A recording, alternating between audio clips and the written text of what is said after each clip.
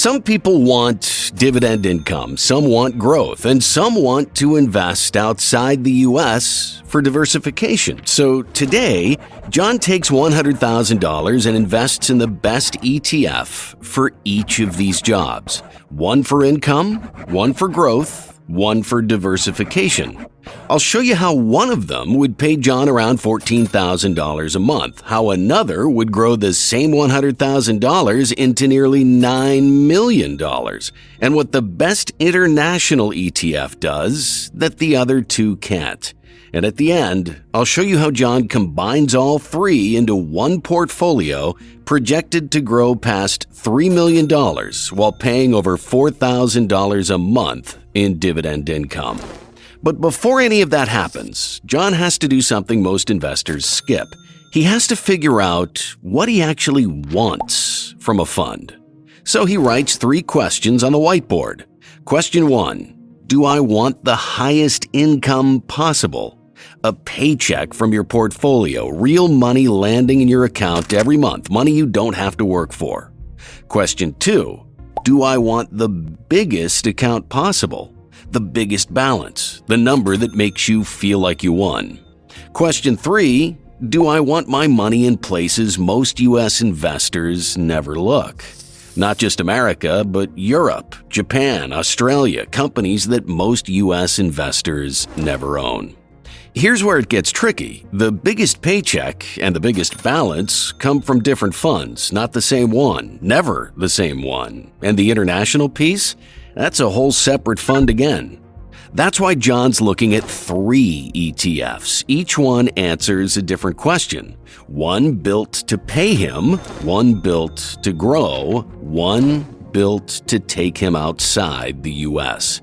John's going to run $100,000 through each and see what it does. And John starts with income, the fund that's built to pay you while you own it. Coca-Cola, Chevron, Pepsi, Verizon, boring, profitable companies that have paid their shareholders cash for decades. John's income fund owns about 105 of them. It's called SCHD, the Schwab U.S. Dividend Equity ETF. Every company in there has to clear a tough screen. 10 straight years of dividend payments minimum. A track record of growing those dividends. Strong financials too, cash flow, low debt, real profits. Out of every U.S. dividend payer that survives the screen, only the top 100 make it in. SCHD's whole job is the dividend, the income. The share price growth is just an added bonus. Here's how dividends actually work, because the SCHD story falls apart without this part. When a company makes a profit, it has 2 choices. Keep the money to grow the business or send some of it back to shareholders as a dividend. SCHD owns 105 companies that choose the latter. Every quarter, their dividend payments flow into the fund. The fund pays them out to John. 2 things grow over time, the share price and the dividend per share. When both grow together, John's income grows with them every single year. That's the engine. Now let's see what it does to $100,000. SCHD's numbers come in like this: a starting dividend yield of 3.29%. A 10-year dividend growth rate of 10.43%, and an average annual share price appreciation of 9.25%. It's the 10.43% dividend growth that does the heavy lifting on the income side. Because while the share price is growing at 9.25% a year, the dividend per share is growing faster. That gap is what builds the income story. So John invests $100,000 through SCHD. Here's what happens. Year 1, the account would sit at $112,540. Year 10, it would reach $331,146. Year 20, $1,139,327. And by year 30, the projections land at $4,091,465. Of the $3.99 million in gains, $2.73 million would come from share price appreciation. The other $1.26 million would come from dividends getting reinvested year after year, buying more shares, which pay more dividends, which buy more shares. But the account size isn't the SCHD story. The income is the story. By year 30, SCHD would pay John $166,111 a year in dividend income. That's $13,843 a month, every month, without him doing a thing. And here's where it gets interesting. The companies inside SCHD pay dividends, and they raise them every single year. Watch the dividend climb on John's original $100,000. Year 1, $3,290. Year 5, $5,543. Year 10, $10,724. Year 20, $41,322. And year 30, $166,111. Same $100,000 invested. The dividend just keeps growing because the underlying companies keep raising their payouts. Nice, right? But SCHD only answers John's first question. 2 more to go. The next ETF would turn the same $100,000 into more than twice the SCHD balance. And by the end, I'll show you how John combines all three into a portfolio projected to grow past $3 million, paying over $4,000 a month every single month. But first, let's answer the second question. What if John wants the biggest portfolio value possible? The answer is QQQ, the Invesco QQQ Trust. It tracks the NASDAQ 100, the 100 biggest non-financial companies listed on the NASDAQ. Apple, Microsoft, Nvidia, Amazon, Meta, Google, Tesla, the giants of U.S. tech. QQQ holds more than just tech, though. Costco, PepsiCo, Honeywell, Mondelez are all in there too, but the engine that drives the returns is the tech names at the top of the basket. Now, before we run the numbers on QQQ, there's something I need to be honest about with you. QQQ's actual historical share price appreciation comes in at 20.96% per year. That's the real average over the past 10 years of history. It sounds great, but here's the problem. If I project 20.96% forward for 30 years, $100,000 would turn into nearly $31 million. And while that math is technically correct, it isn't exactly honest. QQQ's recent run has been historically unusual. Tech has dominated the last 15 years in a way it never has before. The NASDAQ doesn't return 20% a year forever. No index does. So for this video, I'm using a more conservative 16%, closer to QQQ's long-run average across multiple decades. Still aggressive, still tech-heavy growth, but a number you can actually defend 30 years out. Run those adjusted numbers through QQQ and you get this: a dividend yield of 0.4%, dividend growth of 9.12%, and that conservative 16% share price appreciation. Almost no income, but heavy on the growth. The shape is the exact opposite of SCHD. And here's what the projections look like. John's $100,000 after year 1 is projected to be around $116,400. Year 10, it would reach $452,544. Year 20, $2,021,513. Then the curve goes vertical. By year 30, $8,972,687. Nearly $9 million from $100,000 invested. Of the total $8.87 million in gains, $8.83 million would come from share price appreciation. Only $47,000 would come from dividend reinvestment. QQQ's compounding engine is pure share price growth. And then there's what QQQ pays in income. By year 30, QQQ would pay John $3,914 a year in dividends. That's $326 a month on an account worth nearly $9 million. So SCHD would pay $166,111 a year in dividends, while QQQ would pay $3,914, 42 times less income. QQQ wins the growth question by a landslide. It's the answer to John's second question about the biggest possible account. If maximizing the balance matters more than getting paid along the way, QQQ is definitely what you pick.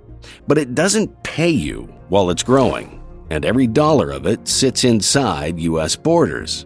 So we've got 2 questions down and 1 left.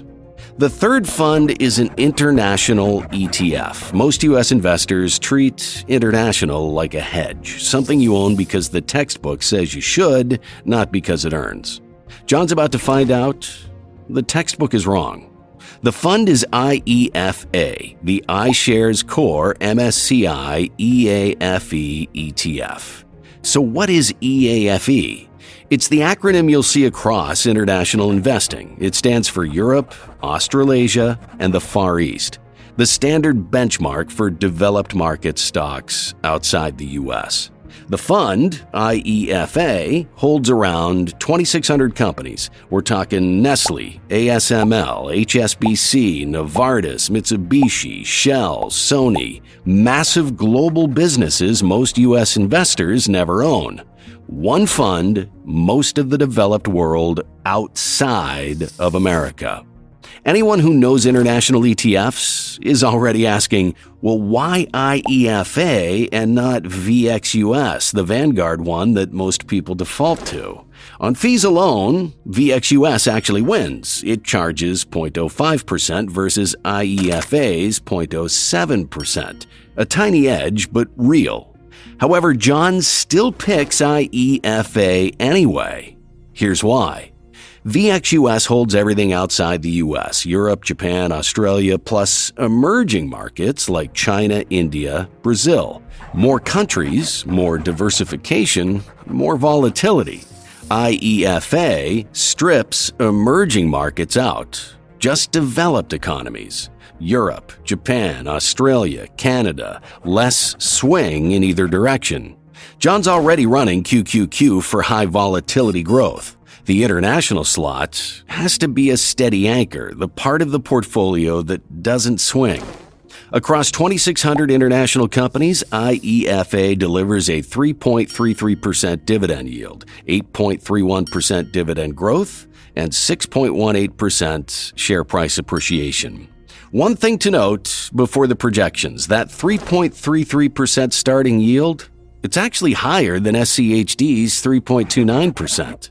Most US-focused investors would never guess that an international ETF out-yields the famous US dividend fund, but history validates it. So John runs $100,000 through IEFA, and here's what happens. Year 1, the account would sit at $109,510. By year 10, it would reach $255,807. Year 20, $707,478. And by year 30, the account would land at $2,152,720. Of the $2.05 million in gains, $1.11 million would come from share price appreciation. $945,000 would come from dividend reinvestment. Almost a 50-50 split between price growth and reinvested dividends, a completely different shape from QQQ, where dividends would contribute almost nothing. Closer to SCHD's shape, which is exactly why the income side does the work that it does. Okay, so now John has the best fund in each category. SCHD for income, QQQ for growth, IEFA for international. But what happens if he combines all 3 into a single portfolio? When you blend the 3 together at equal weight, the combined portfolio settles at a 2.34% dividend yield, dividend growth of 9.29%, and average annual appreciation of 10.48%. 3 middle ground numbers that don't win any single race, but show up in all 3.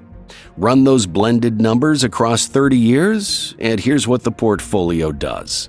Year 1, the balance would sit at $112,817. Year 10, it would reach $330,412. Year 20, $1,067,711. By year 30, projections land it at $3,382,726, a $3.28 million gain on the original $100,000. Of that gain, $2.8 million would come from share price appreciation. The other $483,000 would come from reinvested dividends. The combined portfolio doesn't win the growth race. QQQ alone would hit $8.97 million by year 30, nearly 3 times the combined balance. On income, it gives up even more. SCHD alone would pay $13,843 a month, more than 3 times what the combined portfolio puts out. But the combined portfolio is the most consistent version of the 3. When QQQ has a rough year, and tech will have rough years, SCHD's dividends keep landing. When U.S. stocks pull back, IEFA's exposure to Europe and Japan softens the hit. When international lags, QQQ and SCHD pull the portfolio forward. That's the cost of holding all 3. You give up the ceiling of any single answer and get a portfolio that holds up when any one of them stumbles. The combined portfolio answers every one of John's questions at the same time. It just doesn't dominate any of them.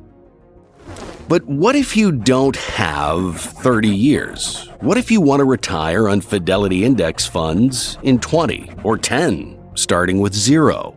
I ran the math on all 3 timelines, and the monthly cost to retire in 10 years isn't what most people guess. That video is on screen right now.